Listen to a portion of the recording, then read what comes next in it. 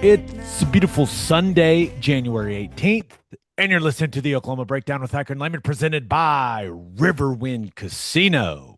Riverwind is Oklahoma City's premier casino experience, and there are so many reasons why Riverwind is consistently voted OKC's #1 casino, but it all starts with their amazing variety of gaming thrills and excitement. Riverwind's beautiful award-winning environment plays host to more than 2,800 of the latest electronic games with a huge selection of table games, including blackjack, match, roulette, and Teddy's favorite, craps. No matter what your game, Riverwind has it in spades and hearts. And to learn more about their gaming promotions and entertainment options, all you got to do is visit riverwind.com. Riverwind Casino, always a good time. We got a lot to talk about. Yes, we do. And we've got Heinecke. Yes, we do. So let's get going. Oh, before we dive into all the positive OU news we got this week, very important announcement. RIP to promo code TED on opolisclothing.com. Oh. I know. The new promo code that will get you 10% off is OB10. Letter O, letter B, 10. We were told we had to change it. OB10 will now get you 10% off on opolisclothing.com. Ted, there must be a new Ted in town or something. Who knows? Part of me wonders if Ted maybe got a little too popular. You know what I'm saying? Right. Yeah. But we will. It is OB10 for 10% off on opolisclothing.com. Also, promo code works in the store in Midtown. So awesome. You can use it in store as well. But now that we've got that out of the way, OU made the Jason Witten hiring official. We've kind of already talked through that. So let's get into some of these players that announced they're coming back for the 2026 season. Ted, we knew the announcements were coming at some point. We maybe waited a little longer than we all wanted to wait for all of our best players to say they're coming back for next season, but got there eventually, man. It was a very, very exciting last couple days for what this team's going to be in 2026. No doubt. Yeah, and retention has been first and foremost, right? The transfer portal is big, but there's a lot of guys that have been on this football team, have been a big part of this culture, know the offense and defense, and you want to keep as many of those guys, keep the continuity as you can. And we've done a really good job. And, some guys you thought maybe are going to jump in the portal. Other guys maybe had a chance to go to the NFL, but hats off. I think that the staff, Nagy and his crew, everyone's done a really good job making sure that we've got the important pieces that we need coming back for the 26th season. The return of the 10s. That's right. Is what they're calling it. And it's a big deal. Let's start with John Mateer. Let's start with the 10 on offense. You're getting your quarterback back. Now, we all know his season kind of got derailed by the thumb injury. He never got back to playing with the confidence that he had early in the season. Now, my expectation is that he's going to be fully healthy. That confidence is going to be back, and he's going to look like a completely different player throughout the 2026 season. I think the offseason will be the reset that he needs. And I expect him to be one of the best quarterbacks in college football. And that may sound strange with how much we watched him struggle once he came back from the hand injury, but that's my expectation is not changing for this guy. He's got all the talent in the world. The decision-making, there's no doubt. It's got to be better, but I'm not giving up on John Mateer. I'm not. I think he's going to get back to what we saw early in the 2025 season. Yeah, I agree. I mean, we can point at all the different factors maybe to why he didn't have the season that he and everyone else hoped. You know, a lot of that's his fault. A lot of it is out of his control. You know, the injury stuff, obviously, lack of running game, some offensive line issues early. You know, there's plenty of stuff there, but the staff and Nagy, they have done a really good job bolstering the offense around him. I mean, I think it's fair to say you're going to be better at every position than you were a year ago. I mean, we'll see what happens on the offensive line. You know, Fabechi being gone, Simmons, like we expect those guys' level to continue to get better. We're going to be better at tight end. I think it's fair to say we're going to be better at wide receiver, if not the same. Running back, I think we'll be better there. All the pieces around him are going to be in a better spot. It's going to be the second year for everyone under Arbuckle, the guys that were back anyways. But I think John Mateer needs to have a really productive offseason getting back to fundamentals. You know, we talked about it a lot. You know, you can go back and look at a lot of his best throws of the year, and there's some things that are common across all those. Confident, footwork is solid, he's planted, he's on time delivering the football. You go look at some of the poor throws, backpedaling, throwing when he's in the air, when he's got no base, you know, side arming some stuff when he doesn't need to. I think he needs to get his fundamentals in order. And if that's the case, if he can get the fundamentals in order, clean up the decision-making, as you pointed out, quicker, faster, more on point with the decision-making, then it all sets up really good for him to have an incredible 26 season. And, you know, that all starts in the offseason, right? That's starting right now. And I think that you see all these moving pieces, right, with the quarterback position in college football right now. Every time the portal opens, there's this QB carousel that takes place. And I actually like just having the same guy. No kidding.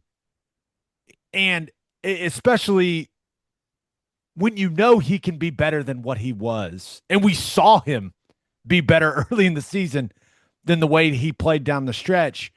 And I continue to believe all the things we said when he transferred here, they still apply when it comes to getting the new guys on this offense up to speed. John Mateer's our best option at quarterback to get all those new pieces offensively ready to play. He's when you're doing all this stuff throughout the offseason, some of this stuff coaches can't be out. Like John Mateer's the guy that's going to be running all of this stuff. He's the guy that has the best knowledge of this offense. That still matters. Listen, I know he didn't play well. I get it. I understand that. But that doesn't change the fact that he's extremely valuable to this program because of how talented he is, of course, but the knowledge he has of the offense and how that spreads to all these guys. We've added some really important pieces from the portal. It's going to take everyone pulling in the same direction to get those guys into the program and get them on the same page with everyone else on the offense. And Mateer plays a huge role in that, Ted. Yep. I think it's interesting. You talk about having a quarterback back instead of going to the transfer portal. It's crazy.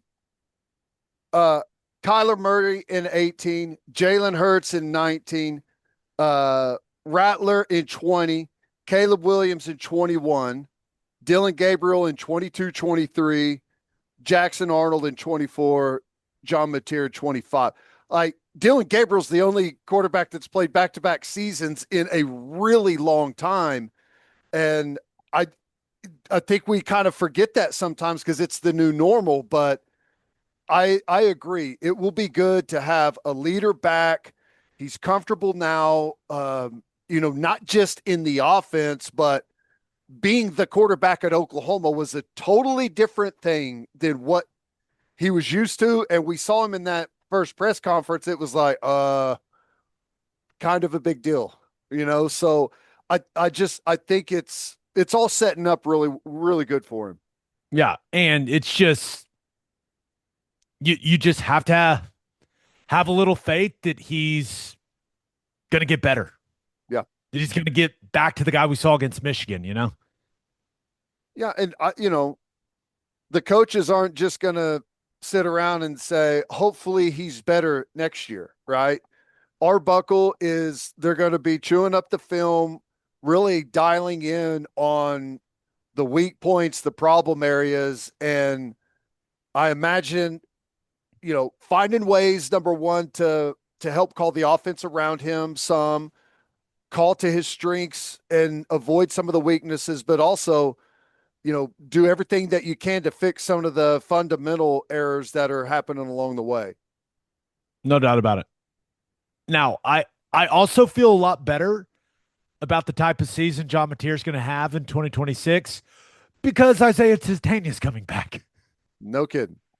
More good news this week. We talked about the return of the 10s. I'm excited that 5 is back as well. Now, I guess he's going to be number 1 now. So how long do you think that's going to take us? I don't know. I think maybe hopefully not long. I should be good at it by now. Like you just wipe the slate clean every year and just relearn all the new numbers. But it is awesome to have him back. I mean, obviously what you get on offense, the punt return game, and hopefully with some of the pieces that we've added at wide receiver. I don't know how you feel. I think that obviously we got a lot of good production out of Sategna this year. And I think that next year can be better. Maybe it looks different, yards and reception wise, all of that. But my hope is that we have some threats to take the top off of the defense in some of the underneath middle of the field crossers. He's going to have even more room to operate. And as good as he is after the catch with the speed, I think it sets up really well for him to be perhaps even a more explosive player. And obviously he stretches the field also, but we didn't have someone that takes the top off the deep. You got to be able to separate the deep part of the defense and the underneath. And we didn't do that very well this season. Yeah. And he was our most consistent receiver when it came to producing. Not even close. And you're getting an all SEC guy back. You're getting a guy that undoubtedly would have been a draft pick back. So for Jim Nagy and the front office and Brent Venables and the staff to kind of paint a picture for Sategna, like, hey, come back. This is what you can accomplish. We're going to pay you well. That's part of this entire thing. We all know that now. But being able to get him back is a huge deal in my mind because he put up 965 yards receiving and his quarterback didn't play particularly well. It was all really hard. He could have been, I truly believe he could have been like a 1,200, 1,300 yard receiver in 2025. And I think he can be that type of guy in 2026. Now, I assume teams are going to pay a little more attention to him, but I do think with some of these pieces we've added, especially at tight end, like we're going to be able to do a lot more offensively in the 2026 season than we did in 2025. And hopefully some of those things that we're able to do will create some more favorable one-on-ones for Sategna, because when he had one-on-ones in 2025, like he won consistently. Now the ball didn't always find him, but I'm very, very excited.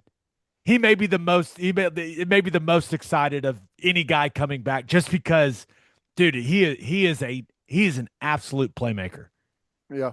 And you're right. Like I like a lot of the pieces we brought in. Parker Livingstone, Trell Harris, some of the young guys that we have coming in. Like there's a lot of good receivers, but you need some continuity, right? Mateer obviously likes him as a target and they've got great chemistry, you want something to build on. You don't want to start with a totally clean slate of skill position players for your quarterback, even though it's awesome to have him back. It's also really nice that he's got what was his favorite target from a year ago coming back as well.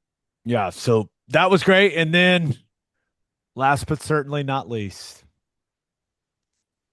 Ted, we get another year of Kip Lewis. Just an absolutely delightful player to cover, guy to talk to. I was happy for us, man, because Kip he's just honestly, he's a joy to be around. The Yep. way that he plays the game, the energy he brings to the field, he just kind of radiates this energy, man. And it's a lot of fun to cover as the radio broadcast guys. So I was fired up. You and I felt really good about it, that he was going to be back, and they've been working on this for a while. And I think it's the right decision for Kip Lewis.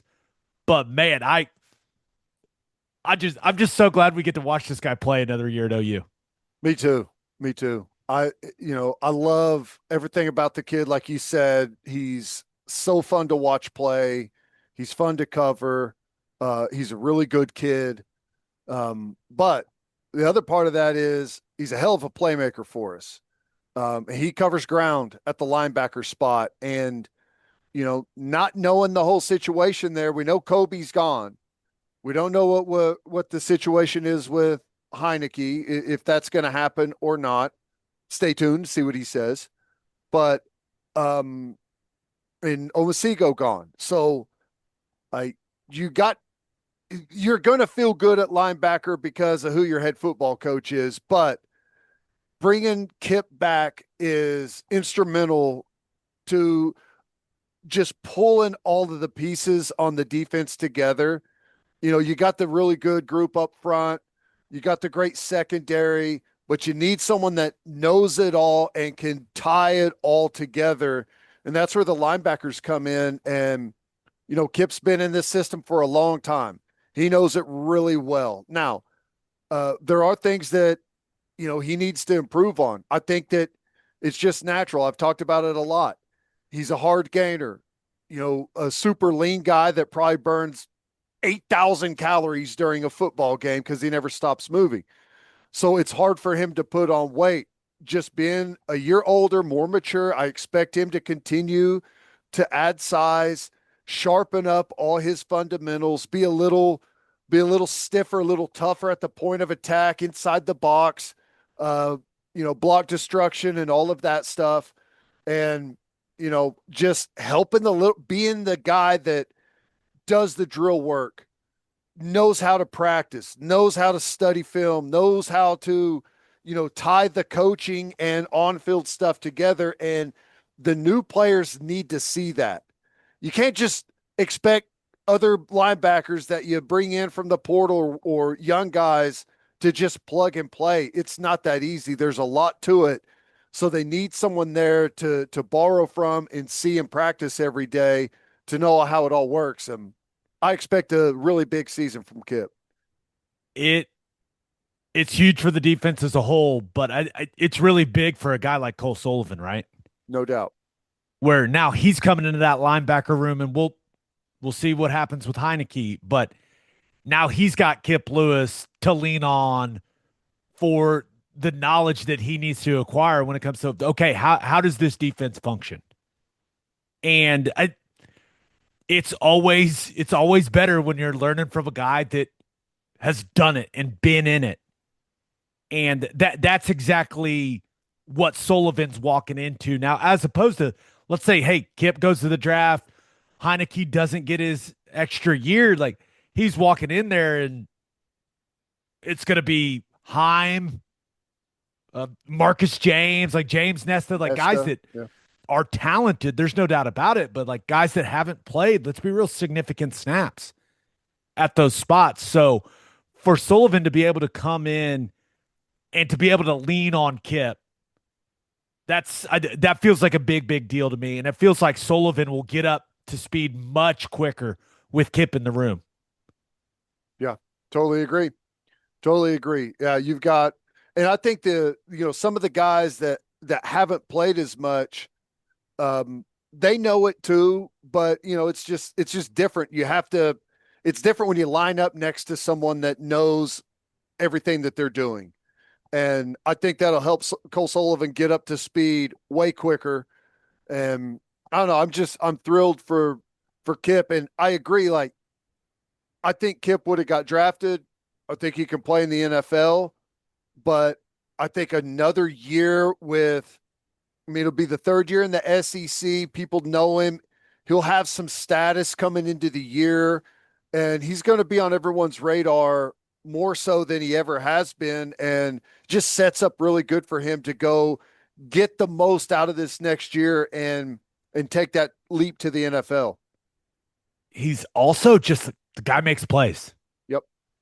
And that's something like there's no doubt Venables wants you to play exactly the way he wants you to play each and every snap. But Kip's one of those guys that he can get outside the lines a little bit with some of the stuff he does, and but he goes and makes plays. Yep. When he does it. So I also think that's an overall positive thing, right? Sometimes you got to color outside of the lines a little bit as a player and just use your instincts. That's something I think Kip is really, really good at. And I think overall it's good for other guys to see, like, you don't have to be a robot. You can still be a playmaker, even fitting into the super structured defense that Venables runs. Yep. No, I totally agree. I'm not sure how VV feels about that, but it's part of it, man. Just don't be wrong. Exactly. Whenever you take a chance on something, a plays off schedule, something happens. At some point, you can't be a robot. You've got to go make plays. And, the way he runs to the ball, the effort he plays with, he finds a lot of plays that are outside of what his role would have been in defense of that given offensive snap. So I'm thrilled. I love it more than anything. Just like you said, he's just a fun guy to watch play football. He looks like he likes playing football. That's and right. It's fun to watch guys that look like they're having fun playing. No doubt. And I don't know if I've ever seen a guy that seems like he's having a better time playing football than Kip Lewis. It can be exhausting for me to watch because I'm trying to put myself in his shoes at times. It's like, dude, I don't know do we need to run 300 yards between series on the sideline and up and down the field? But that's where he gets his energy. That's where he gets his motor. He feeds off of the crowd. It's awesome. I'm jealous. I don't know how he does it, but he does it. And it's great for that linebacking core, and it's great for this defense and what that group can be in the 2026 season. Now, we're still waiting on what's going to happen with Owen Heinecke, but we pretty much talked through everything with him, Ted. Yeah, we did. So here's what Owen Heinecke had to say. But first, download the Loves app from Love's Travel Stops, your guide to savings on the road. Fill up for less with a discount on fuel, 10 cents off on every gallon of gas, and 25 cents off on every gallon of auto diesel. And don't forget, in the store, you can unlock mobile deals on the Loves app to save on snacks, drinks, and select meals at Love's restaurants. Plus, you can plan your pit stops for your next road trip with the map and route planner. All from Love's, the heart of the highway.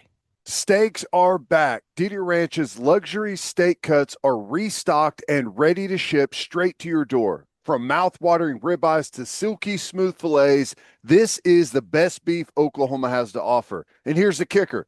They're now shipping next day air for free when you use code SOONER at checkout. That's right. Next day air, like Amazon Prime, but for steak. Didi Ranch delivers taste and tradition the luxurious way. Order today at DidierRanch.com and get your steaks just in time for the holidays. And we are brought to you by Simple Modern, the Oklahoma-owned company and the official drinker partner of the OKC Thunder. Simple Modern is selling these sick championship collector's gift sets celebrating the Thunder's first ever NBA championship. Banners hang forever, and these are truly one-of-a-kind commemorative items that you'll want to hold on to forever. Just use code OB35 for 35% off your order. Click the link in the show notes and grab one for the biggest Thunder fan you know. Just remember to use code OB35. And with 10% of all Simple Modern profits going to charity, many right here in Oklahoma, every purchase supports our community on and off the court. Simple Modern, good everywhere. It is our pleasure to be joined by a guy that hopefully gets a sixth year of eligibility. Please, NCAA. Owen Heinecke is in the house. What's going on, man? What's up? I'm excited to be on here. I think the only person more excited than me is my mom. She listens to you guys religiously, and she's learned more about football from you guys than I think my, 18 years of playing. So thank you to you guys for that. That's awesome. Yeah, Well, that's high praise. That is high praise.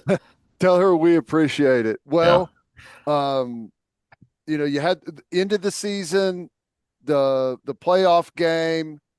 Like, what have you been doing since then? Like, where does all of the situation with the NCAA stand? I guess just get us up to date with what's going on with you right now. Yeah, for sure. So I think as soon as the playoff game was over, I hired a lawyer group. They submitted, they asked me, we went through the facts of the case, basically my time at Ohio State, any previous injuries, my time at OU, what that looked like, my medical redshirt year, and I mean we can get more into all that stuff in a minute, but they kind of went through every fact of the case, just so they could lay it all out for the NCAA and not leave anything out that may or may not help. They submitted a petition. And the way that it works is there's a petition. Most of the time that gets denied. Then you go to an appeal. And then if that gets denied, then you see all these guys going more the lawsuit route. So I'm still waiting to hear even back on the petition. But the thing about it is the petition and the appeal, you can't submit like any new evidence for it. Every ounce of evidence that goes in has to be submitted with the petition. So almost as soon as the petition gets denied, if it gets denied, it'll just go straight to the appeal part. And that's, I think, where you have a better chance. So, I mean, yeah, just kind of in a limbo phase, as Gabe would say. Just waiting to hear back from the NCAA, and everybody's asking me when will you know, and it's like I just don't know. Every It's morning you in their wake up, the hands. phone already Yeah, full of people yeah, asking. yeah. So I'm just waiting to hear back from them. Whenever my paperwork gets to the top, hopefully I'll hear back, pretty quickly after that and be able to, take it for what it is. But um, you know. I've mentioned it a couple times. I'm hoping that they see that, I'm not a high NIL earning guy. I just finally got my shot this year. And I want nothing more to put the Oklahoma jersey back on and one more go. So, whatever they decide, I'm kind of taking it as a sign, but, I've got my fingers crossed that it's a good one. So, So we are recording this on Wednesday night. yep. My hope is that when it runs on our Sunday episode, Yeah. we have already celebrated that you're coming back for another Yeah. year. That's my Yeah. hope, that we sound like idiots doing this interview and recording it when we did. That's my hope. But Yeah, that'd be great. what what are you doing right now? Because I have to imagine like you're hopeful that the NCAA is going to look at your situation and go, yeah, obviously. Yeah, that guy deserves another year for football. Yeah. And I think that's how a lot of people that understand the details of your situation, like that's Mhm. how the vast majority of people feel. But I imagine it's also hard to kind of put your faith in the NCAA that that's going to happen. So, like, what is your current approach to this situation? It's got to be very stressful, man. Yeah, it's kind of an awkward phase. You see like Trinidad just the other day got denied, and I think they're going the lawsuit route. So I think every case is unique, and I think the NCAA tries to follow like a certain set of rules that they, have laid out. And will they, see my case differently? I hope so. But we'll see. But in the meantime, I got to be full head of steam on the NFL stuff. So I am training right now, getting ready for the Senior Bowl. The goal is to hear back, and I think hopefully I should hear back before all that. And it's kind of a weird game with eligibility, like what I can and can't do to maintain my possible eligibility if I get the year back. But I think what's working out in my favor is that as of right now, I don't have eligibility. So, like, I don't have to declare for the draft. I don't have to do a couple of things that you would automatically forfeit eligibility just because I am technically right now out of eligibility. But yeah, I'm down here in Dallas training. I feel like I'm getting back after a long season. I was pretty beat up, so doing some rehab stuff, doing some speed stuff. That the group that I'm with down here is doing a really, really good job. So either way, I think I'll be in a great spot to come back and get back right back to it. Do you have like, because the NCAA, like, who knows if they operate quickly or how Yeah. long it drags out? Is there like a drop dead date for you to where if it goes past a certain point, you just kind of have to throw your hands up and off to the NFL you go? Yeah, I think I kind of run into that with the Senior Bowl. As far as, I know, as soon as I play in the Senior Bowl, I forfeit eligibility. Now, Jim Nagy has been a great asset for me in figuring Good to out have some of him this stuff. around right Yeah, now, right? it's been awesome. He's been really, really helpful. So he's been really helpful in just kind of determining those dates. And I think it's kind of a gray area just because of the like weirdness of the case to where if I do get granted, do I forfeit stuff based on certain things? It's like we don't know because there's nowhere in the rule book where it's like if this player gets granted a 6 year eligibility. So he's been really helpful in reaching out to me or helping me reach out to the right people to, figure all that stuff out. I don't have a drop dead date. I'm still waiting to hear back on some of that stuff, but I think, people are willing to work with me if it comes back as a yes or if it comes back as a no. I think it depends on the timing of it all. So usually guys, you're trying to win games throughout the season, but like individually, you're trying to play really well and get a Senior Bowl invite. Like Yeah. that's what you want to do in your Yeah. last year of college. Yeah. Like that's kind of a badge of honor, right? Like, Yeah. hey, I got invited to the Senior Bowl. It's a huge deal. So if you do get the extra year, let's say the NCAA comes to its senses, have have you decided what you're going to do, or once you get that extra year, is there a decision to be made? That's a good question.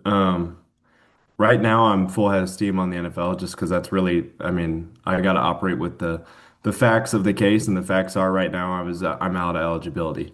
With that being said, there's a big part of me that wants nothing more than to come back and kind of create a legacy like both of you guys have at OU. I felt like there was a lot more for me to give to OU, or I feel like there is a lot more for me to give at OU. I feel like, just with playing time and all that stuff at OU this year and starting out as a second string and not really sure what my role was going to be. I just feel like I can really cement myself as a really strong player for OU. And my goal as a kid was, you know, eventually to make it to the NFL, but even bigger than that was to play for OU and, to be a captain and to come back and have a really meaningful role. So there's a large part of me that, wants nothing more than to just do that. But as of right now, I'm full steam ahead on the NFL because that's really all I can be. Was there, I have you known that maybe this situation had a chance to play out, or was there a moment like where it kind of hit you like, oh my gosh, like I need like this thing's been hanging there and now it's kind of something that really needs to be addressed, or I guess how did this really start to work its way in and be something that you knew you're going to have to tackle? Yeah, I mean, up until about I think week 8, if you had asked me, I'd be like, yeah, I'm getting another year because 2022 season, I sat out due to a surgery I had on my knee and I didn't practice, I didn't play anything. And so I thought, automatically I was granted a redshirt year. And even if I didn't get a redshirt year, I could still use that year as a medical hardship year. But I think the NCAA is really trying to crack down on 6 years. They're just trying to, post COVID, get that out of the system. Um, and so I was up early to film with Coach Driley, and then he was like, "Hey, have you heard anything about your medical hardship year?" And I was like, "I hadn't even thought about it. I just kind of thought it was a 100% for sure." And he goes, "Well, I mean, as far as I know, they're not going to grant it to you." And, I think the blood rushed out of my face real quick. And I was like, "What do you mean they're not going to grant me my medical hardship year? I sat out for the whole year." And he goes, "I think that it's just kind of a weird case. And with your year at Ohio State, they're trying to figure it out." So immediately after that, and I got to give credit to my dad. He was really helpful, and all this stuff because I was trying to focus on winning games and not have the distraction of next year. So he did a lot of work behind the scenes. But like I said, hired a law firm out of Kansas City who's dealt with a couple cases similar, or I think a good amount of cases similar. And they, immediately went to work and contacted people at Ohio State and contacted compliance, and compliance has done a good job of, trying to wrangle down the right people. So it's been a process since that day. But yeah, I didn't know. I thought 100% for sure I was going to have a lockdown 6 year. So it did come as a surprise, and unfortunately, we've had to move super fast since then. This this is not a question I've heard you be asked. It's not a question I've heard you answer. Were you even good at lacrosse, dude? I mean, come on. What are we doing? Yeah, We're gonna not get you for an extra year because of lacrosse. I I mean, know. come on, dude. I know. And the sad part is I think the answer to that is I could have been good. Was if you had asked my coaches, was I good? They probably would have a different answer. But I'm sure you were great. Oh, and I'm sure yeah. you were great. No, everybody, I had a lot more opportunities for lacrosse coming out of high school than I did football. And, everybody just saw a decent sized athlete and they thought we can turn this guy into a lacrosse player, but, you can't turn a lacrosse player into an athlete. And so that was the mindset that I think got me all the lacrosse attention that I had. But yeah, I played in like 15 minutes of spread out across 3 games, and I think I led the team in penalties for the whole year after that. I was just a football player with a lacrosse stick in my hands. I should have known after the first game that I wasn't ever gonna make it. So, um, you know, I'm glad for the journey, but looking back, maybe I should have just taken my chances and walked on off rip. Well, I think it's I don't know, I hope I think it's going to end well regardless, Yeah. honestly, whether you're playing in the NFL or here. I think you got that skill set. And it became apparent to me in the spring. You had shown some really good stuff, but I saw you this spring and I was like, damn, okay. He's got something like what was the moment for you where everything just kind of clicked and you've always been able to run well, you've always been incredibly physical, but it can be hard to access that stuff maybe if you're trying to understand the defense or whatever that might be. So was there a moment whenever you really recognized that you were starting to really figure things out? Yeah, and I got a funny story. My parents get all the inside scoop, and my family and extended family gets all the inside scoop too.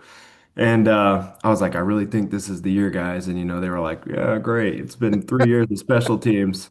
Wasn't until you guys said to buy some stock that everybody was like, Hey, it's looking pretty good for you this year. So thank you guys for having my family get back on my side. But yeah, you know, I'm gonna say that I always knew it was inside me, and I was just waiting for my opportunity. But I really do think it was a confidence piece. There were a couple days where I was just down about myself, because I felt like I wasn't getting the opportunity that I wanted, and my dad and I, had some long, hard phone calls, and he was just like, this could be your last year. He goes, and if this is your last shot, like you just gotta leave it all out there. He goes, and don't care who you piss off, don't care whose toes you step on, just make sure that you're seen and that you're heard. And so, that was kind of the clicking point was me, was just almost a little bit fed up with everything. I was just like, I need a shot to show that I can run with everybody. So I think that that kind of just took a weight off my shoulders a little bit. I was able to play free and, being slowly earning reps over the past 3 years, I think I got a pretty good grasp of the defense. And, it's not an easy one to learn.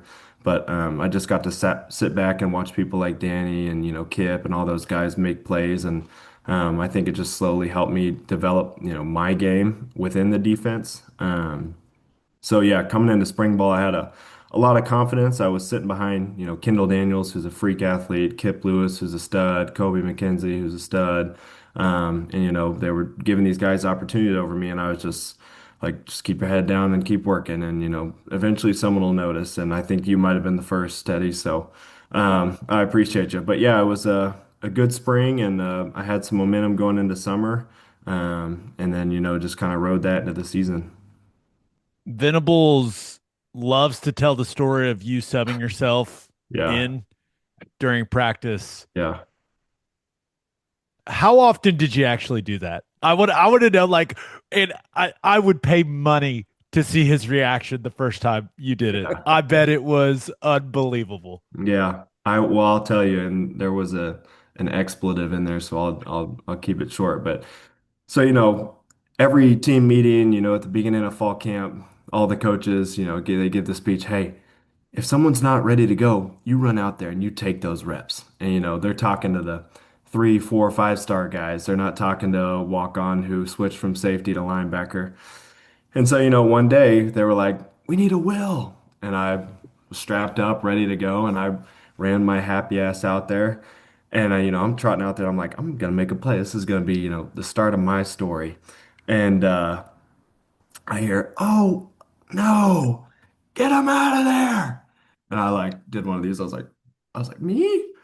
Turn around, everybody's kind of like laughing at me. My face is probably beet red because I was ran out there thinking I was gonna have the Rudy story off rip. So that was the first one. So I didn't even get a chance there, and I would say it probably happened, 2 or 3 more times, and eventually he just stopped caring and let me do me, even if I was messing up. But yeah, those stories are unfortunately true. Well, I think it's awesome. Hey, you Yeah, get noticed because the coaches, they go back and they laugh about it in the coaches' locker room and they talk sorry. about it in staff meetings and stuff. So even though you felt embarrassed, Yeah, it made an impression, and I yeah, guarantee the coaching staff was talking about you.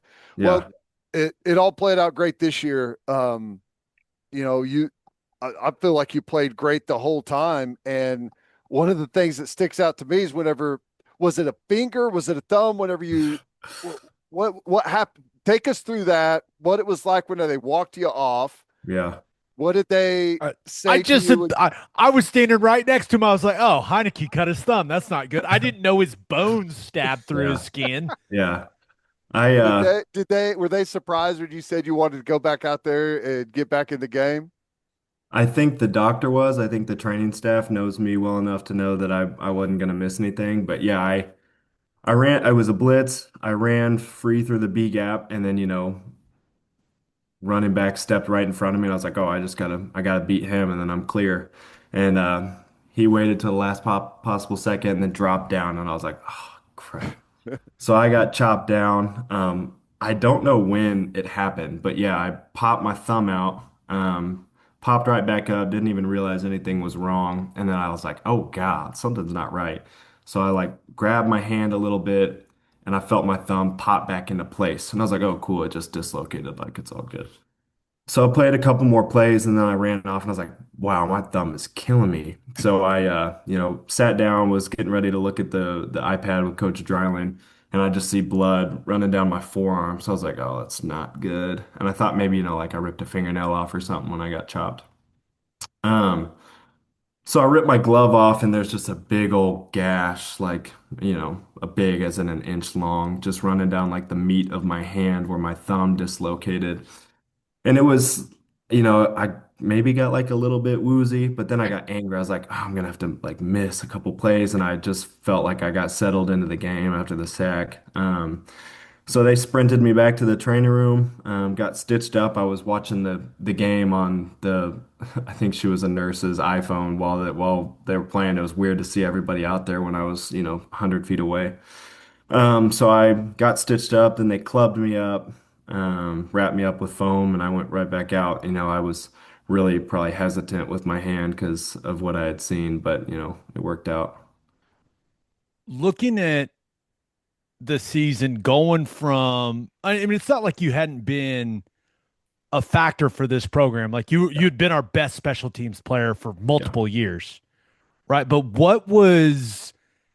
how did it feel for you and your family this season to see that role grow and become what it was? Because I know Teddy and I were like, we were fired up, man. Yeah. Like we know your uncle well. Yeah. Like it was a lot of fun for us to see your role expand and you excel in that expanded role. But what was that like for you personally? And what was it like for your family?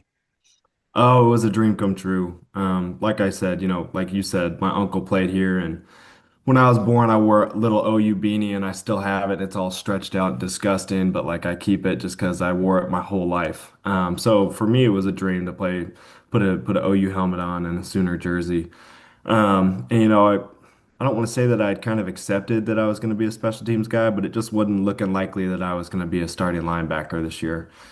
But I think my family enjoyed it just as much as I did. It was a lot of, prayers and a lot of hard work that really came to fruition. And, my parents celebrated with me just as hard as I celebrated. But yeah, it really was a dream come true. And, to be able to play in some of those big time games and a really, really fun season. And I know that it was, the first season that I was getting legitimate snaps, but it felt like, one of the most fun seasons I'd had since I've been here, just from a team perspective, a defensive perspective, and just kind of the run we went on. So to be able to contribute to the team in a meaningful way in a season like this was just really a dream come true.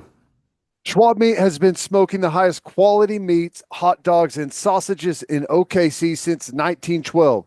Go to schwabmeat.com to order any of Schwab's outstanding products and use promo code OKBreakdown for free shipping on orders over $75. Schwab dogs are iconic. I like to keep it simple. Just a bun, dog, mustard, ketchup. Also, the jalapeno cheddar smoked sausage is ridiculous. Schwabmeat.com, code OKBreakdown for free shipping on orders over $75. Schwab Meat, the official hot dog of game days. And head to the garage for hand smashed patties, butter toasted buns, and ice cold beer. My go to is the double bison cheeseburger. It's so good. The garage is the perfect spot to watch any big game, and you can enjoy Rad Hour every day. Enjoy discounted domestic beers, house wines, draft cocktails, and frozen cocktails Monday through Friday, 11 a.m. to 6 p.m., and Saturday and Sunday from 3 p.m. to 6 p.m. Visit eatatthegarage.com to find a location near you or order online from the garage in your neighborhood. Insurica has launched a new digital agency introducing Insurica Direct. Whether you're in Oklahoma or anywhere across the U.S., they've got you covered. From small business insurance and health insurance for your employees to insurance for individuals like home, auto, and even Medicare supplements. Insurica Direct's got it all. Start your journey today at insuricadirect.com. Remember, at Insurica, we specialize in you. You got a favorite game, favorite moment? I mean, the Tennessee stuff, that was pretty Come cool. on, man. Yeah. That's an easy Gotta, answer. Come that's on, got to be man. it. That dude I was all might over the surprise place in you. Knoxville. That might surprise you. Okay, Tennessee was by far the best away game just from an atmosphere perspective. But the game that I'll probably remember like with the best memory was Michigan, just because it was kind of like I mean, I remember Walk of Champions. My family was like, "You look like a ghost of yourself. You're pale. You look nervous. You weren't excited to see us." I mean, I was sick, and I get like nauseous before games. Like I'll throw up, a couple times before a game. But I was so nervous because, we'd had two kind of, or one, it was just Illinois State, and then Michigan, and then, college game day, big time atmosphere. And I think I really only got like 23 defensive snaps that game. But to be able to make a couple big plays in a big game like that, was just awesome. So I think that one will be the most memorable. I'll say, the game that I felt I played the best in was Tennessee, and that was, awesome to be able to start in an atmosphere like that. That was my first career start. So, that and Michigan are probably, neck and neck. Speaking of the Tennessee game, Yeah. you hit Aguilar, ball goes flying. R. Mason Thomas scoops it. Yeah. Was there any point during the return where you're like, hey, dude, you need to hurry up and get to the end zone? Yeah, I kind of had a weird perspective of the play because, I was on top of Aguilar looking for the ball. I couldn't find it. Now, the corner of my eye, I see a flag fly. And I was like, oh my gosh, I'm going to get a targeting call. That's Uh, what I was worried about right away. yeah. That's Yeah. always where my Teddy head goes when Yeah. something Teddy like that. couldn't even enjoy it on the I know. broadcast because he thought you were going to get called for targeting. So I get up and I'm like jumping up and down because I see our Masons picked it up. And then I'm like, oh my gosh, this is getting called back. This was, biggest play of my career up to this point, and it's gonna get called back because I hit him too high. But then so, everybody's running down and blocking for our Mason, and I'm just standing there kind of feeling bad for myself. So looking back, I wish I would have sprinted down there and, helped on a block or something. But my mind was, pretty upset because I felt like it was coming back. So when they put the hands up, I was stoked. So it was awesome. You and Teddy are the same person. That's not a So bad thing. that might have was that the week that, or was it the next week that you your coach asked you about the medical? Would have been right Oh, around that time, right? yeah, it was. I don't remember what week exactly, but yeah, it was right about that time. Wow. I know. Well, I think like for me personally, it's the most fun I've had covering this team since I've been doing it. And a lot of that is because of how good you guys played on defense. And it started right away. The Michigan game was fantastic. And what was it like in the locker room and in those defensive meeting rooms? Like, when did you guys start to realize, like, okay, we may have something for real here? I would say fall camp. Fall camp was just physical.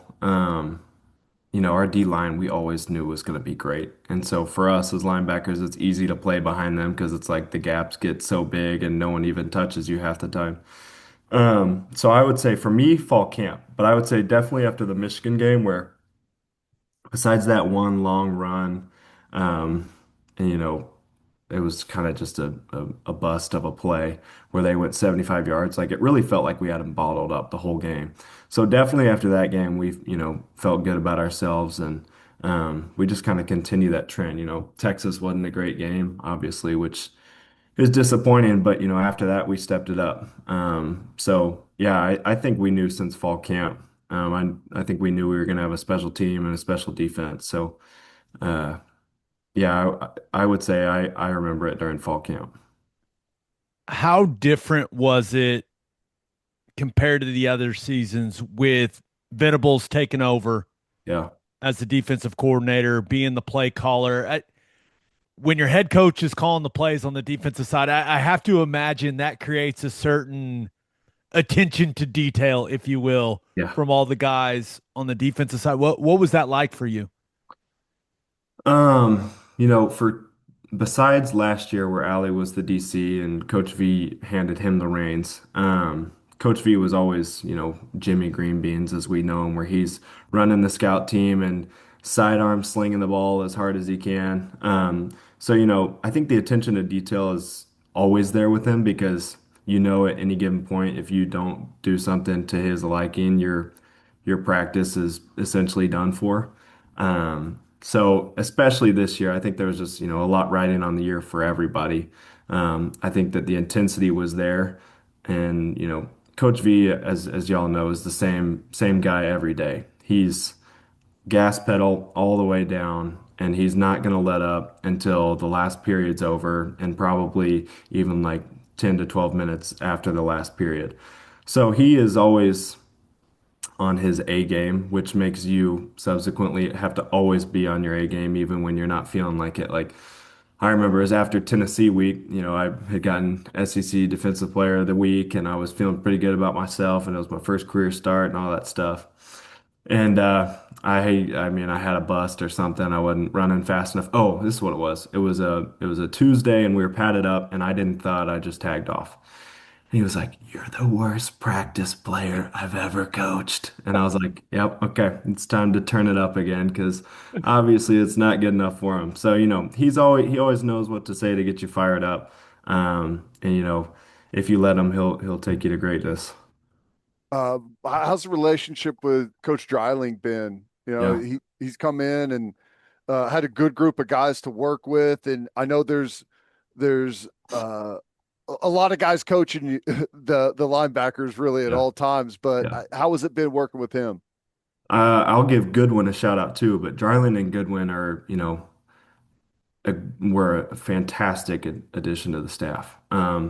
Dryling is, I don't know how much time you got to spend with him, but he's a very personable guy, very sarcastic. He's got an awesome sense of humor. And him and Goody are just so smart, and they are great at explaining stuff in their own ways. And to have a true linebacker coach who, isn't responsible for calling plays, I think they did call plays throughout the season, but solely responsible on getting us better. It felt like our drill work every day was super intentional. It felt like our film work was super intentional. And I mean, we watched more film as a group this year than we had in any year past just because they had, the time to do it with us.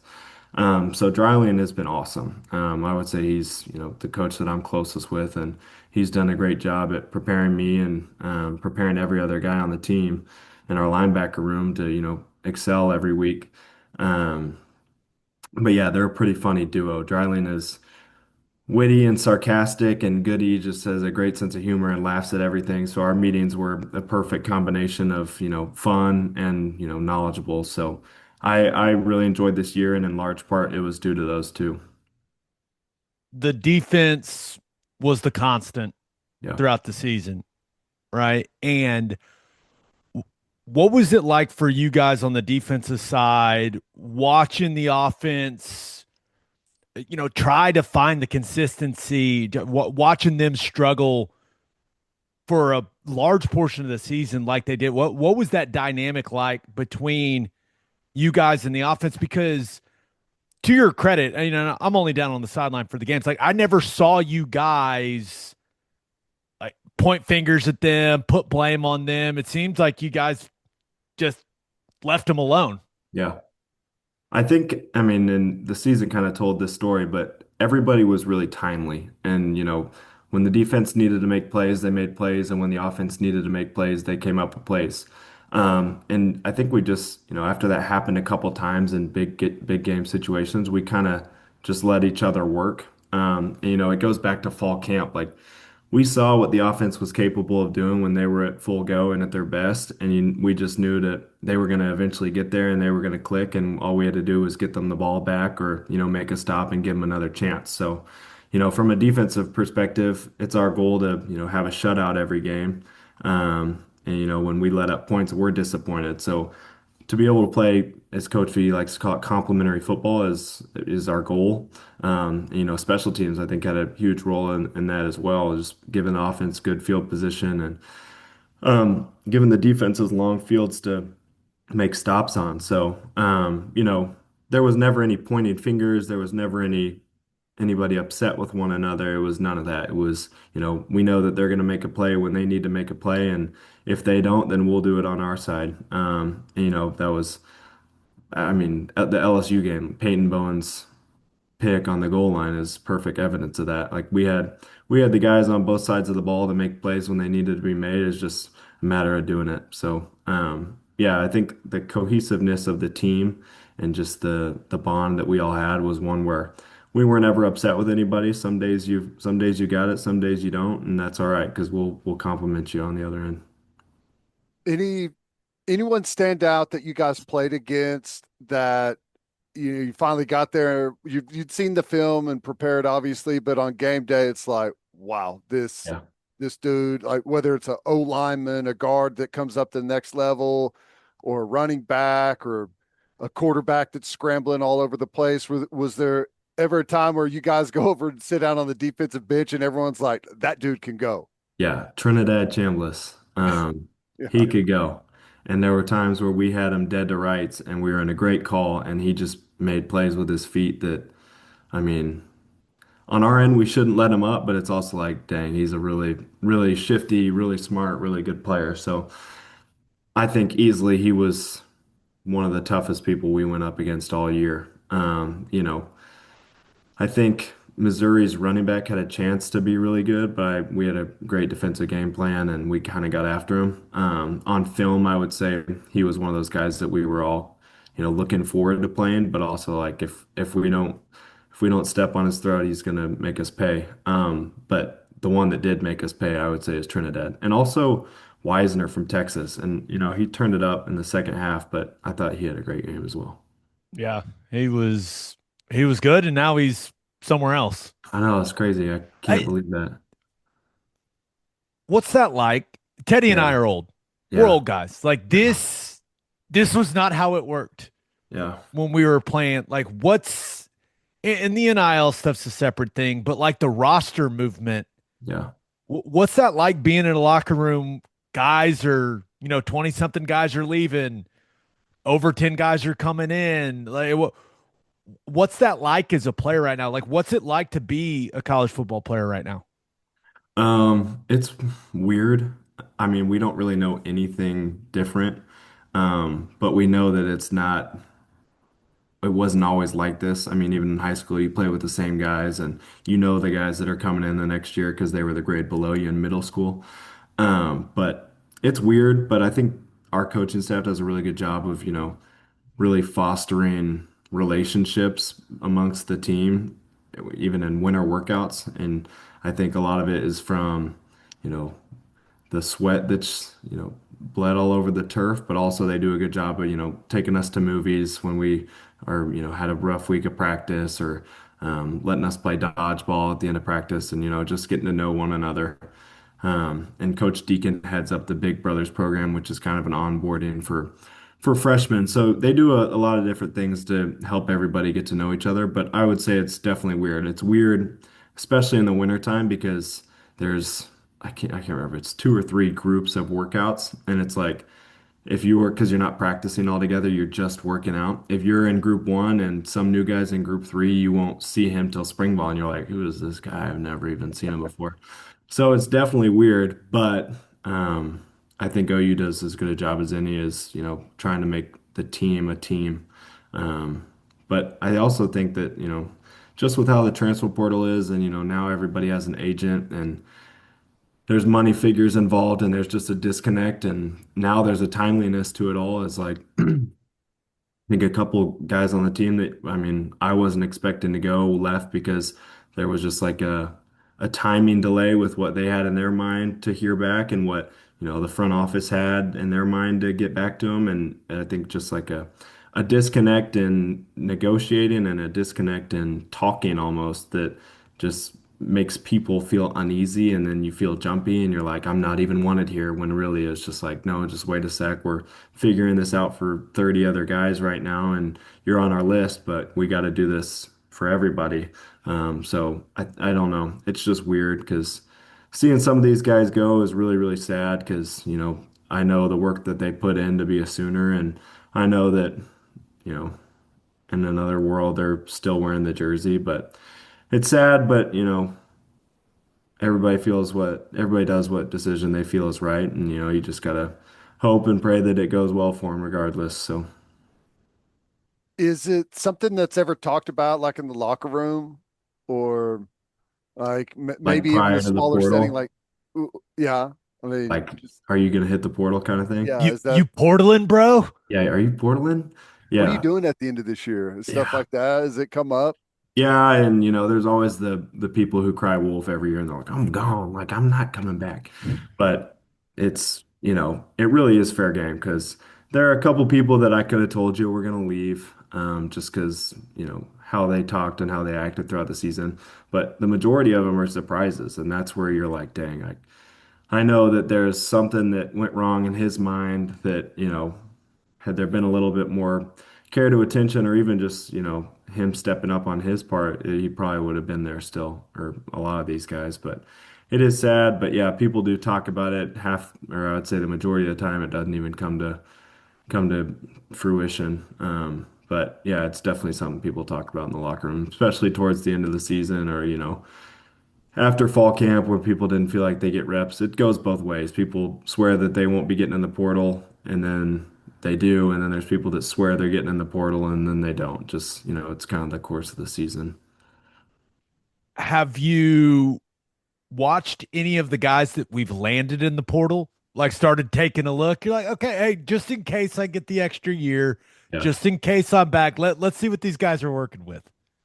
You know, not much. So I gave up all my social media stuff for the month of January just as kind of a post-season detox. So I've been pretty out of the loop. I'm down here with Kendall Daniels. So he's like, "Did you see who hit the portal, or did you see who you just got?" So that's really but I think I'm like a week delay. But I saw that we got that Michigan linebacker. I looked him up. He looks like a stud. So I think it's going to be great. I think, If you come navigating. back Yeah. and you guys are on the field at the same time, the number, I'm sure you've seen the meme. It's the picture of the white wine section that it says exciting whites. Yeah, I have. That meme is just it's gonna be all over Yeah, OU Twitter. I hope it you will you know be. that, right? It will be. Yep. Okay, yeah. No, that's a funny one, and I think it started with the Eagles secondary, but it's pretty funny to see, whenever, I have a good game, I'm getting tagged in that 100 times, so it's always pretty funny. And I have people in my family who are older and don't really understand it. They're like, "What does this mean?" I'm like, I'm not even gonna try to explain it to you right now. I'll just maybe another time, Grandma. Oh, that's funny. Yeah, You mentioned you're down there with Kendall Daniels. yeah, What a great addition he yeah, was. yep, I loved what he brought yep. when he first showed up, and really put his head down and worked. And is it, as you said, it's not an easy defense to pick up and Mm. be able to thrive in. Is that a relationship that kind of grew, and you guys are down there working together? Or I don't know, just some of the guys you're really close with on the team. Yeah, I mean, Kendall quickly became one of my best buddies. And to his credit, it is a very hard defense to learn. And because I think that the coaching staff was a little bit unsure about the linebacker core going into spring ball, they made him learn all three, Cheetah, Mike, Will. And, I'd been on the defense for 3 years and I was just getting Will and Mike down. And he came in and handled it like a pro and got all three of them down pretty darn well. And, I think that he ended up playing only Cheetah. I don't think he ever even touched inside backer, but just knowing that he could, increased everybody's game because we were like, oh my gosh, this guy's 6'5", 240. He could play in the box, outside of the box. I got to be on my A game if I want to play above him. At least for me. Um, but yeah, Kendall, easily one of my best buddies. I was close with everybody in the linebacker core. It's weird as you start to, or I mean, I was a fifth year this year, so as you start to get older, it's like I don't know if you were like this, but when you're a freshman, you're like, oh my gosh, the seniors are so old. And then when you're a senior, you're like, oh, these freshmen are just barely younger than me. These They're grown men kids. too. I know, yeah. So I grew close with James Nesta and Taylor Heim and that group. I'm close with the majority of the walk-ons just because it's kind of a shared cult within the locker room. So I had a pretty fun group, but definitely miss guys like Danny and all that stuff, and not having Jaron in the linebacking room was weird too. But it was fun. It was an awesome year. But yeah, I mean, back to your point, Kendall was an awesome addition, and I don't think our defense would have been as close to as good as it was without him. The combination of just Kendall's ridiculous physical traits. Yeah, Then you had you with like your story and the build up going from the yeah. special teams guy to now you're making plays out there. And then you've got the complete psychopath in Kip that The just never complete stops psycho. moving. Yeah, It was a great, and you've got the, kind of the old mature guy with what Kobe was. You yeah, guys had such an interesting blend of yeah. guys. It was, It it was a was. lot of fun to Yeah, watch. it was. Every week we do like awards, who ran the fastest, biggest hit of the game, all this stuff. And it was every time it was who had the most yardage of the game. It was like Kip had the most yardage again because he's running around after the play, and I'm the opposite. I'm like, I've got to conserve my energy for this next play because this next play might win the game. And Kip's doesn't matter. He's 30 yards behind the line of scrimmage celebrating somebody else who had a play. He's awesome. And he is the I think biggest. someone told me, didn't he have the most yardage even in a game when he didn't play? I would totally believe that. I'm not sure, but I, that's I Or maybe it think was it one of the was like, non-conference, non-con games where he only played a couple of series and he yeah, still by far had the most yardage. just running up and down the sideline, excited for everybody but himself. Yeah, that's good. Yeah. all right, last question for you, Owen. And Yeah, we appreciate the time, man. This yeah, has been awesome. yeah, it has. Yeah, you keeping up with the college football playoff? Are you one of those guys where it's like, oh no, it's too painful. We lost, we're out. Or are you watching all these games? You excited to watch the title game? I I'm a little bit of both. I at first had a hard time watching it, but I made my picks and all my picks have been wrong, so I'm like, maybe I'm not that good at watching film. But no, I'm keeping up with it. I love college, it's weird, but I was a fan of college football my whole life, and now that I'm playing football, I'm still a fan of college football, so I can't, turn off football just because we're not in it. It's probably not how it should be, but it is what it is. I just like watching football. But, Who wins it? oh my gosh. One more Had you chance at a asked me at the beginning, I would have said Georgia hands down. But I would have said Ole Miss is going to give them a run for their money. And then Ole Miss gave them a run for their money. And I would have told you that Alabama would beat Indiana. Maybe it's just the SEC bias thing. But I It mean, is. Indiana has just handled everybody. I have a hard time saying they're not going to win. But then you watch Miami's defense fly around, and their defensive line is pretty dang good too. So. I honestly don't know. I'm going to say Indiana, but at this point, I've chosen wrong every time, so I'll let somebody else choose. We also picked Indiana, so Yeah, there you go. we're all in We're in the agreement boat here. together. We're all on Hey, the same dude, they're a page. wagon. Let's just be Yeah. real. I Oh my mean, they're gosh. killing everyone. But Oh my gosh. good. I just want to be entertained. That's all Yeah, I want. yeah. I just want it to be a good game. I'm with you.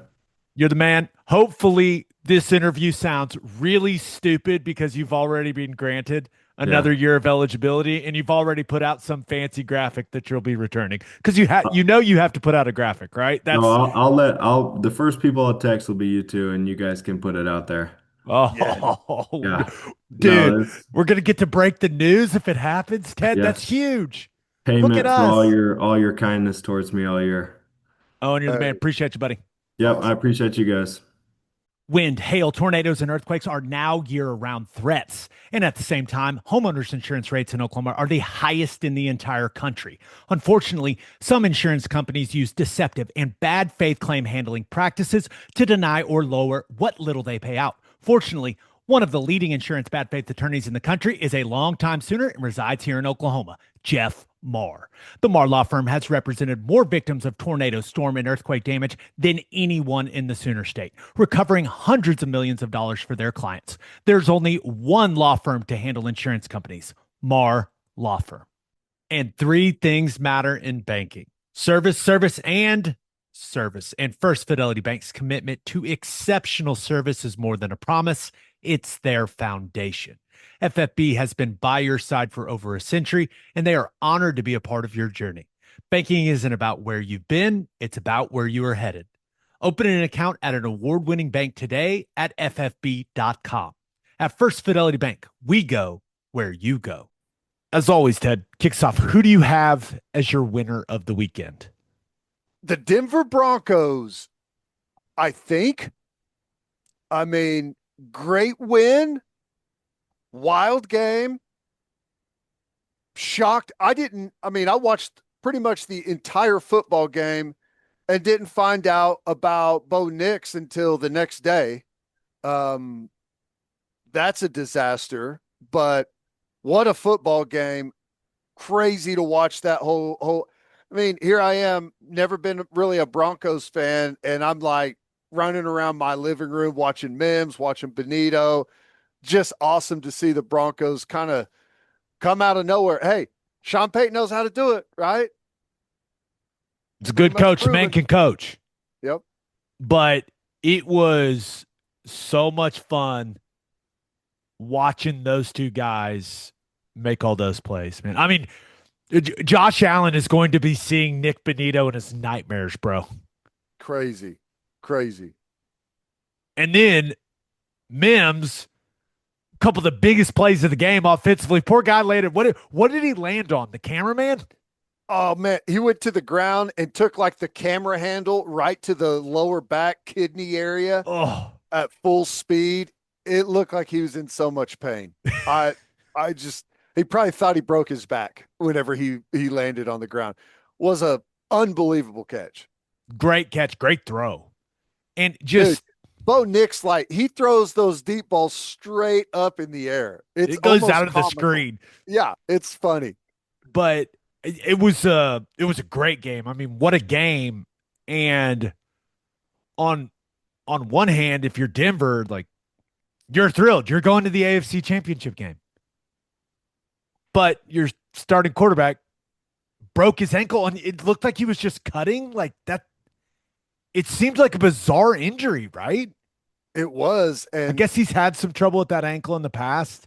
some people thought it was whenever he snapped it to center the ball for the field goal. Yeah, But I guess it had already happened. If you yeah, go back and watch it, like he gets up and you can tell he's like, "Oh, that doesn't feel good." Well, turns out it didn't feel good because your ankle's fractured, dude. yeah. That is just a brutal, brutal uh situation for them. But you're where you are for a reason. They've got an unbelievable defense. And if they can ride that, you never know what could happen. But I mean, what a fun game. What'd you think of the interception? I thought it was an interception. I did too. I think Now it's like one of the hardest calls there is, I but I think that's the type of play you got to watch in real speed. Like you slow it down. I get it. Oh, he's technically his knees down. He's got possession of the ball. He's being touched. Oh, he's down by contact. Like, is that really football? Watching it at like super super slow mo. You know what I mean? right. The guy took the I'd ball s- from him. I thought it was an interception. I don't know. I couldn't believe so many people are like, this is clearly a catch. I totally agree.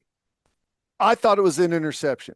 I can see the other side of it, but I it happened so quick. Like you have to maintain some possession in that situation. Like I don't know. It's not an easy call, but I feel like they got it right. I in these situations, I always say, how would I feel if this happened to OU? If OU was like on the wrong, is like on the bad end of it. And I think I would have been like, yeah, it's an interception. The guy took the ball from him. Like It kind of did. What game was that where we had something similar to that this year? Was it was it against Alabama? which this is great podcasting. We'll figure this out. What We'll are you figure talking it about? out. Where um they stole it from us for an interception, right? Or was it the other way? Like we stole it from them and they called him down. It'll come to us. It'll come to us. There's a bunch of people going, I've already erased the season from my mind. So this Right. is you're asking the wrong guy. But Yep. yeah, because there were a lot of people saying that's clearly a catch. And I was sitting there going, it's clearly a catch. I I know this. McDermott was not pleased that they didn't spend more time on it. I know that. Yeah. Yeah. I don't know. Huge play in the game. And I know there was I thought the pass interference calls were correct. Like you can't grab one of the guy's arms while he's trying to go up and make the play. And I know it doesn't look like there's a ton of contact there, but all in all, though, I thought it was a fantastic football game. Dude, the Bills, man. Oh my gosh. I know they are sick. Got to take care of the ball, man. Yep. Yeah, you can't turn the ball over 5 times. Chiefs weren't in their way and they still couldn't get it done. I mean, I hate it for them. I played there twice. Like I want to see the Bills do well, but the fact that it was such a close game when they turned it over 5 times is crazy. I know. Which is probably the most frustrating part for Josh Allen and that team going like, we did that and we still almost won. Like It probably adds to it that that Bo Nix is going to be out, right? And it's like, what's the point, But I don't know. It was the playoffs have been, well, not all of them, but a lot of the games have been fantastic. Yeah. That one was really, really good and really fun and very dramatic. But ultimately, the Bills had every chance to win the game. Josh Allen cannot turn the ball over like that. No.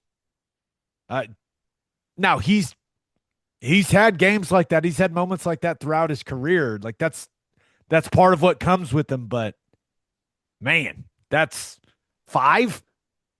Brutal. Who do you have as your loser of the weekend?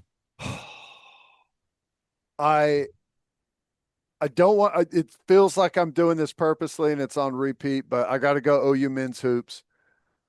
I thought they played a much better basketball game. It was a better, like the Florida matchup was just a brutal. That's like the worst matchup they can have. Alabama matchup. It's still a really good Alabama team.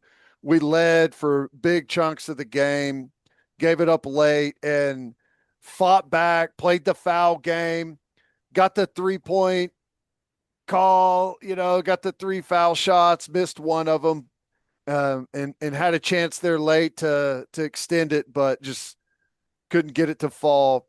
It was a much better effort from them, and I thought they played throughout big chunks of that game the type of basketball that we have hoped to see from them. So while I have them as my loser, that performance does give me some hope that they can hit that next level and win some of these tough games. But it's just they're in it right now, and it's not fun. I hate it for those guys, but the wins are going to come if they keep playing like that. They've lost 4 in a row. Yeah. But this loss felt different, right? Yeah. It didn't feel like the Mississippi State loss. It didn't feel it felt it was a much better feeling loss than the Florida loss. Certainly, the Florida loss, we were just going, That was bad. Oh gosh. But 6 of 24 from 3, man. Like tough. Yep. Tough.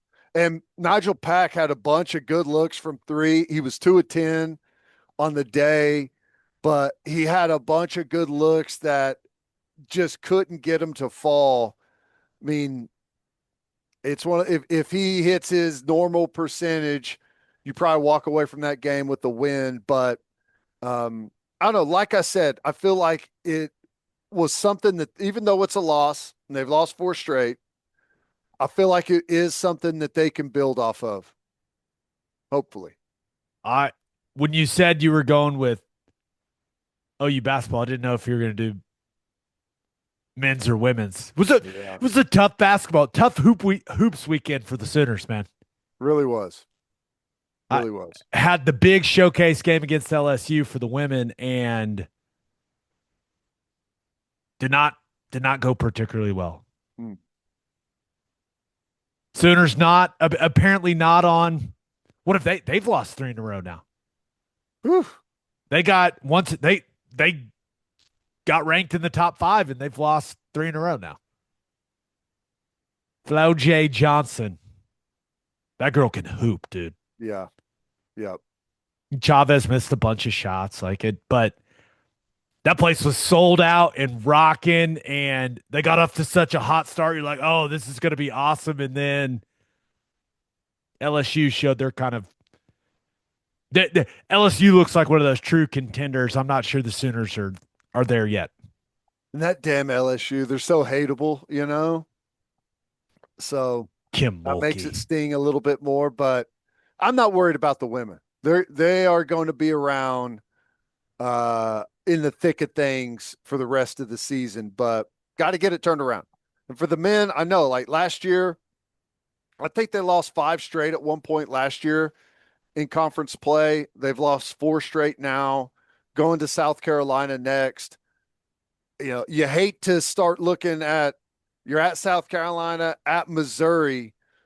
It's so hard to win road games in college hoops, but you're putting yourself in a position now where you're going to have to start finding a way to win some really tough road games. Yep. Not the position you want to be in. Mm-mm. But, hey, got to find a way. Got to find a way. All right, let's get to my winner and loser. But first, we are Mando Men. This is actually the deodorant both of us use. And new customers can go to shopmando.com and get 20% off site-wide and free shipping with our code OKBreakdown. Cheering for your squad is hard work, which makes the deodorant you choose very important. Mando's sweat control deodorant stick stops odor before it starts, and they have great scents like bourbon leather, Cloverwoods, Mount Fuji, and Pro Sport. Mando's starter pack is also perfect for new customers. It comes with the solid stick deodorant, cream tube deodorant, 2 free products of your choice, and free shipping. New customers get 20% off site-wide and free shipping on shopmando.com with our code OKBreakdown. That's shopmando.com, code OKBreakdown for 20% off and free shipping for new customers. Please support our show and tell them we sent you. Mando's got you covered. With deodorant plus sweat control, say goodbye to sweat stains and hello to long-lasting freshness. Whether you're a guy that likes a clean shave every day or a bearded guy that just needs to line your neck and cheeks up, the Harry's Plus razor is the only way to go. The second you put this thing in your hand, you know it's nice. It's so heavy. The blades look amazing. You can just see and feel how luxurious this thing is. And when you shave with it, you feel like you're giving yourself a barbershop quality shave. It's awesome. And maybe the best part is how affordable it is. Harry's controls their entire production process from steel to shelf, so they're able to keep costs low. And for a limited time, our listeners can get the Harry's Plus trial set for only $10 at harrys.com/OKBreakdown. This set includes the all-new Harry's Plus razor, 1 refined 5-blade cartridge, a 2-ounce foaming shave gel, and a travel cover to protect your blades on the go. Just head to harrys.com/OKBreakdown to claim this offer. And after your purchase, they'll ask you where you heard about them. Please support our show and tell them we sent you.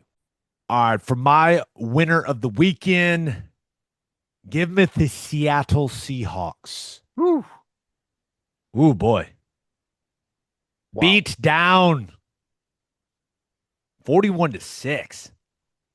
And it started fast. They jumped on them early, and they jumped all over them, but it still felt competitive, you know? Yeah. Because you look, I thought the story of the game in the first half was, whether you want to call them missed opportunities, mistakes, kind of a combination for both. For the 49ers, like, they have a turnover and now it's in plus territory. On the weird, like, 4th and 1 option play with Juszczyk and McCaffrey, I'm sure Shanahan looks back at that one and went, maybe not my best. Yeah, tough call. You had the fumble that gave the Seahawks the ball in plus territory. They scored a touchdown. Had to settle for 2 field goals. Had a defensive hold that extended a drive that Seattle went and scored on before the half. I think that was when they made it 24-6. So, like, you had all these things that, like, if they would have gone the 49ers' way, maybe the game plays out completely differently. But they did not go their way, Ted. And the Seahawks absolutely steamrolled them. And Darnold really didn't even have to do much. Like, there was this big story. Hey, how healthy is he? What's that oblique situation looking like? The guy threw, 17 passes. Yeah, I was worried. He had like a bootleg out to the right where the safety blitz came and chased him down from the backside, and he got kind of rolled up awkwardly when he let the ball go. I was worried. I was like, oh boy, is he gonna be okay from that? But he was. But you're right. And when you compile it on like that and your quarterback doesn't have to do a whole heck of a lot, life is good in the playoffs. Yeah. Big day for Kenneth Walker.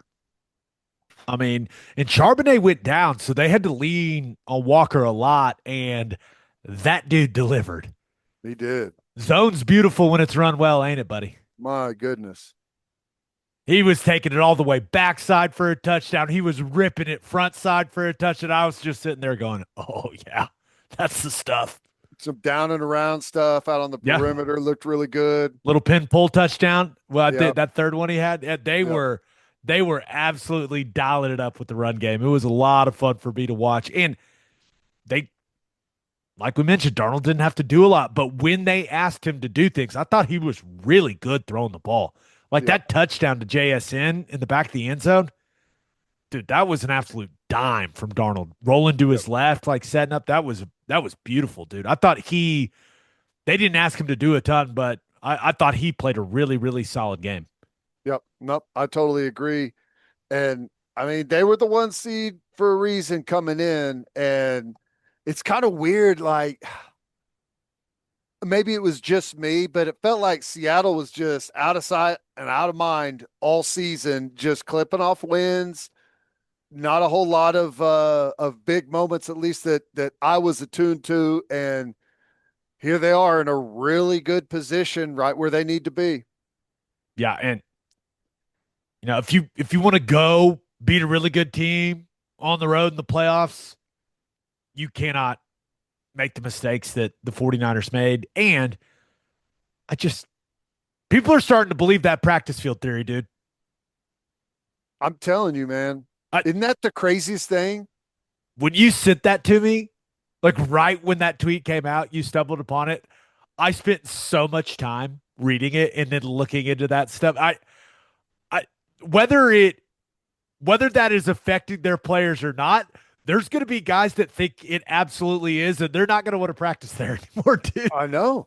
And then Kittle, like right after it becomes a big thing, what's Kittle going to do? Snaps his Achilles. Which was part of the write-up in the whole story is all the Achilles injuries that they've had. And then McCaffrey goes out in this game. Nuts, man. They didn't have Kittle. They didn't have Bosa. They didn't have Warner. Like, they have been consistently the most beat-up team in football. And if you don't know what we're talking about with the practice facility thing, go check it out. It's interesting. Right next to a substation. Yeah, and the statistics go back through a bunch of different coaching staffs. It's crazy, dude. Go check it out. If you want to lay in bed tonight and waste some time, go down a rabbit hole. Highly recommend. Only one other thing I want to talk about on that game. Tom Brady's making a lot of sound effects in the booth, dude. And it's Tom Brady, so I didn't find it annoying for some reason, but it got to a point where it was any play of any significance, he's hitting you with a and you're just like, what is he doing? I don't know, but for some reason he's making it work. I don't know how. Well, it does make you feel like he enjoys being there and watching it, which is a big part of things. And I love Tom Brady, but I would have saved about, I don't know, what's he getting? 30 million a year. I would have saved about 27 or 28 of that and just kept going with Greg Olsen personally, but that's just me. Olsen's really good. He's great. Olsen's really good. And Brady has gotten better. There's no doubt. He has gotten better, but now he's taking a page out of the Romo playbook. Like sound effects are on full. They're out in full force right now for Tom Brady. I don't know. I found it entertaining for some reason, but go watch the highlights of that game and basically every big play. Brady's like, ooh. You're just it's good. It's pretty funny. Getting better. He's getting better, but I still don't understand why they spend money like that on people calling a football game. It has no impact on ratings. So I don't know. It's weird. If anyone would like to pay us like Fox pays Tom Brady, we'll take that. Yeah. All in. What would be our cutoff to where like what's like the lowest level we'd be down to go call a game? I'd call Pee Wee football. I don't care. I'd like it if For the price is right. I'll call. It doesn't even have to be football. I'll call whatever you want, wherever you want, for as long as you want, for $30 million. We'll figure it out. Figure it Call out. us. Hey, call us. Yeah. You know where to find us, people. All right, my loser of the weekend. It was not a good weekend in hoops for the No, state of Oklahoma, man. it wasn't. OU men lost. OU women lost. And the Oklahoma City Thunder, my loser of the weekend, lost to the Miami Heat. 122-120 in Miami. Caruso misses the three at the buzzer that would have won it. Not great. Heat had 21 offensive rebounds that led to 33 second chance points. Not great. But losing the game is whatever, right? Right. Losing Jalen Williams to the hammy injury, not great, Ted. No, not That great. did not look good. I did not like the way that he reacted. I did not like how gingerly he walked off the court. Not good. This guy was already battling the wrist thing, and you could tell that thing has been taking a toll on him, and now you pile a hammy on top of it. Not great, dude. Don't like it. Not one bit. Not good. Not good.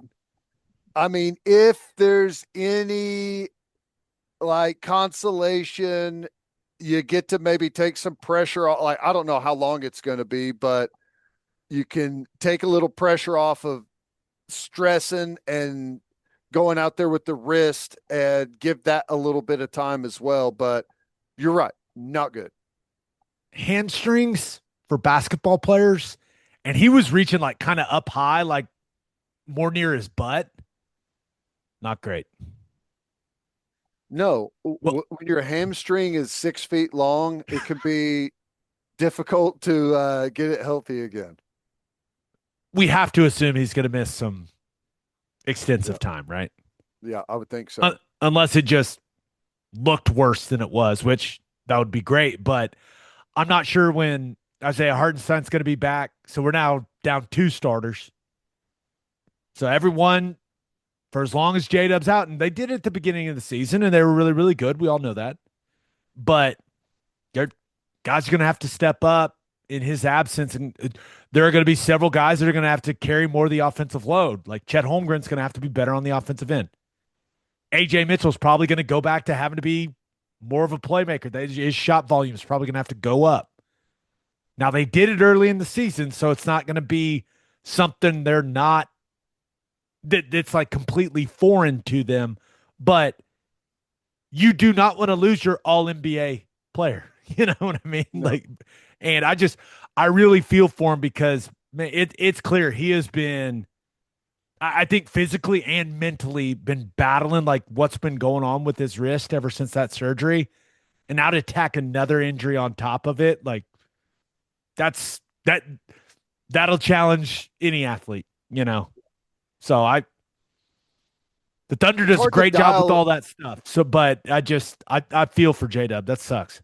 It's tough, a wrist for a basketball player. Even if like you're good enough and you can go, but if it's uncomfortable at all, if you're having anything at all, it's probably incredibly difficult to really lock in and feel like you're at your best and have it not affect you, every time you got the ball in your hands. I also like watching that guy play. It makes me sad. I like barking. Yeah. It's when he does good things, I like barking at the man. Anytime, like when he misses extended time and you can't keep the voice going with the barks. Oh no. I mean, everyone's going to be, the voice is going to be gone. And my vocal cords aren't going to be in playoff barking shape, Ted. Is that what you're telling me? Yeah. They need to be calloused and ready for the postseason. So do I just need to bark at my house by myself to keep training the muscle? 1 10-minute barking session every 48 hours should keep you in pretty good shape. Okay. I can do that. When you're in the sauna, do it when you're in the sauna, nice and hot, get the vocal cords warmed up. I'm getting in the sauna right after this, so I'm going to do that.